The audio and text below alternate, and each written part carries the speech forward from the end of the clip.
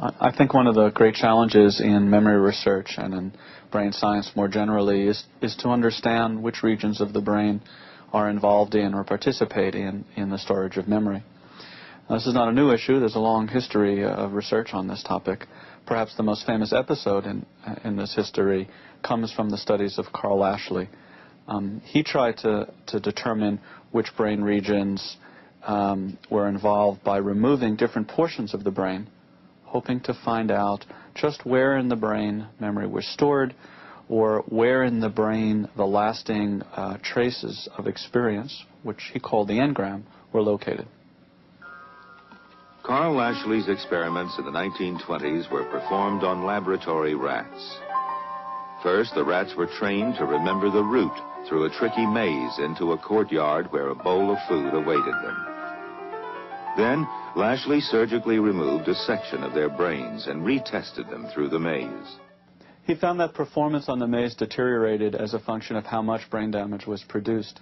If he removed a large portion of the cortex, then the animal is likely to have forgotten how to get through the maze. If he removed smaller portions of cortex, however, the animal was likely to be affected not at all. The animal did just fine.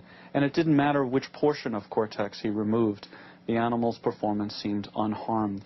This led Lashley to conclude that there was no localization of memory storage in the brain, that there was no critical spot which, when damaged, produced loss of memory. Indeed, it led Lashley to wonder how it was even possible for the brain to support learning and memory. This is a challenge that's been taken up by current researchers ever since. The storage of memories in the brain, just as Lashley concluded, cannot be localized so discretely. There is no special place in the brain that acts as the storehouse for memories. There are, it turns out, portions of the brain that are critical for memory, places such as the hippocampal system.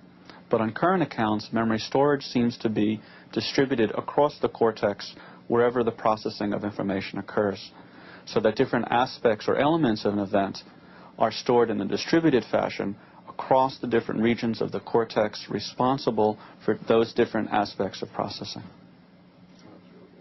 If we could look inside the brain, we'd find that memories are stored biologically.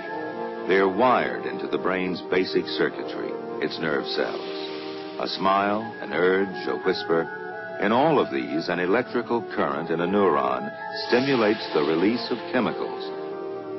These chemicals either excite or inhibit another neuron. This process is the key to learning and memory.